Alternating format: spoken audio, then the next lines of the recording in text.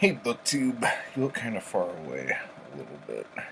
Let's do that. So, how are you today? Happy Sunday to you. Now, if you watched, I think it was my last video when I talked about how I wanted to get caught up on my currently reading because I had a lot of books that weren't done. So, instead of doing that, what I did was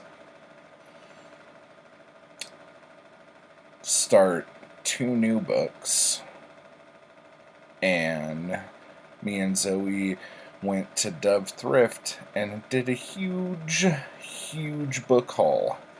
And I'm going to be breaking it up into sections because we got a lot of bucks.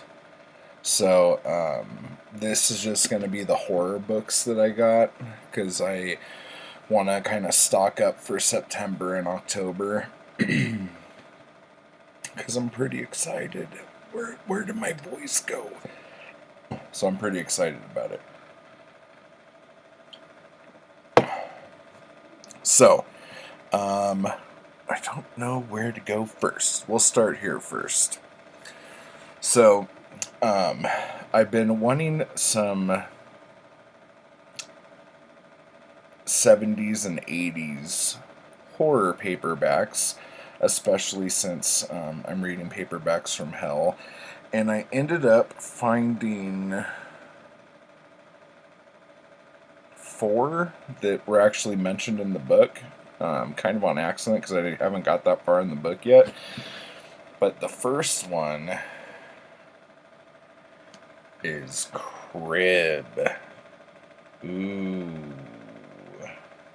And what I like most about these books, paperbacks from the 80s, is that everything's like raised, and then you open it up, and there's another cover inside that's a little bit different. Oh no. Oh gosh. Oh gosh. So, shh. The baby is asleep. Right from the beginning, Johnny Lawrence and her baby had a strange and wonderful connection her husband could not understand and could not share. Somehow, she could speak to 6-month-old Stephen without words, without sound. But Johnny couldn't. I think it's Joni, actually. But Joni couldn't shake a feeling of dread of waiting.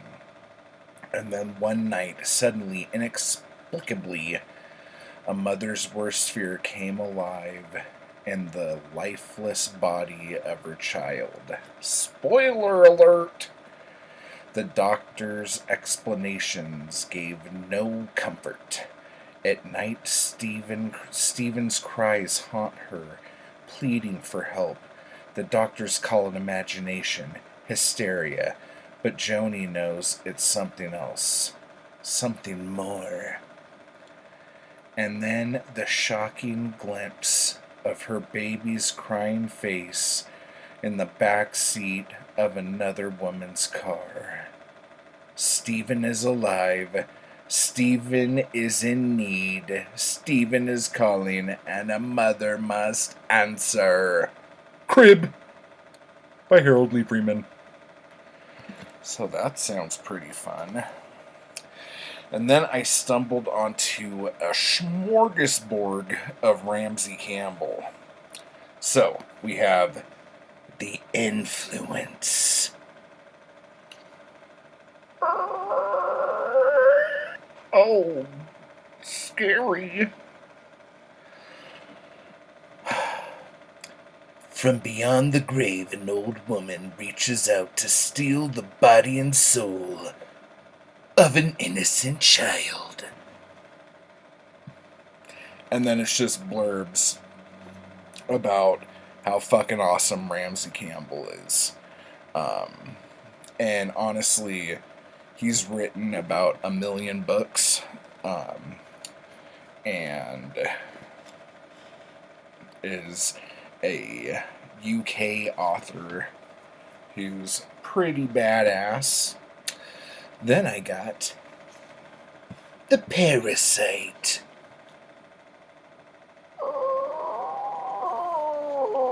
Oh my god, it's a pregnant lady. That's what the parasite is.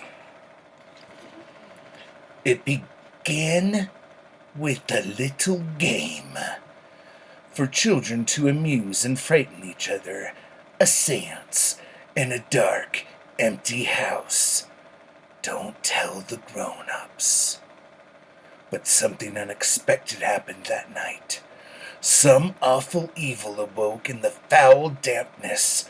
Something each child sensed and fled from. All but one. Poor little Rose. Shrieking her terror in that attic room as some quivering form approached. Poor little Rose. Unspeakably invaded. Ooh. Now, 20 years later, she has discovered unearthly powers she never had before. Witnessed horrors no one else can see. The gruesome presence that claimed her in childhood is ready now for the ultimate evil consummation, and Rose will learn at last the monstrous truth about the parasite. Oh my gosh. That is pretty freaking awesome. I haven't got to this in Paperbacks from Hell yet, but I did read a little bit about how in the 70s people were... I mean, Rosemary's Baby had a lot to do with it too, but just the fact that abortion was legalized, IUDs were being used for the first time, like, sex got weird, and the thought of having a baby was weird with the legal abortion and everything. So there were a lot of people who were, like, a lot of women were just terrified of having a baby. And that's something that I don't think anyone could understand or fathom unless they were there at that time. Because I can't, like, understand how that fear would come about. But there were a slew of these books about pregnant women and the baby being possessed, the embryo being possessed and stuff. Then another Ramsay Campbell, Carnot. This one does not have a cool flap, but it is all raised and embossed like stuff. And all this does is talk, it's all blurbs. So let me see if there's more blurbs. Title page. Come on, tour books.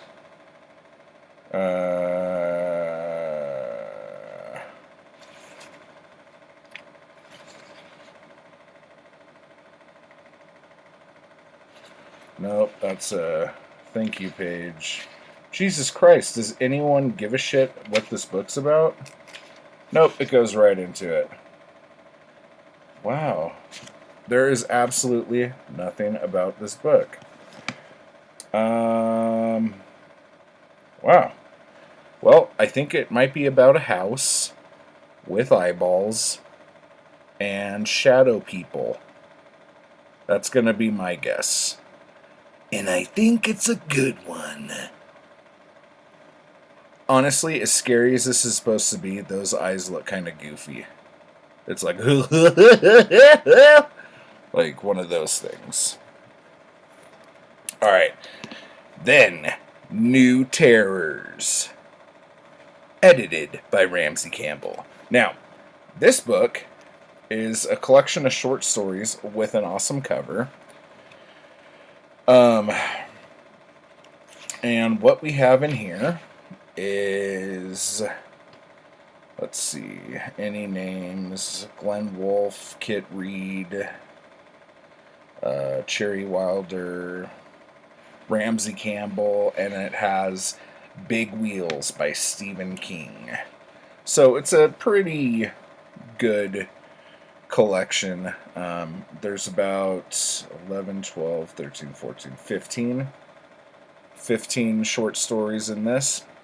Now, because we're talking about short stories, we can now dive into my other collections that I got that are equally cool, but maybe cooler. Are you ready? Are you ready? Are you ready? 19 Tales of Terror, a Bantam book. And it was 35 cents. It's a Bantam Giant. Look at how fucking cool that cover is. I love the squares of color behind each head. It's really great. But anyway, this is actually pretty wild. It has John Steinbeck.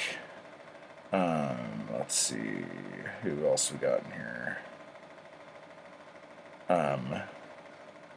Well, Whit and Hallie Burnett edited this, and he's got a story in here. John Metcalf, Lord Dunsany,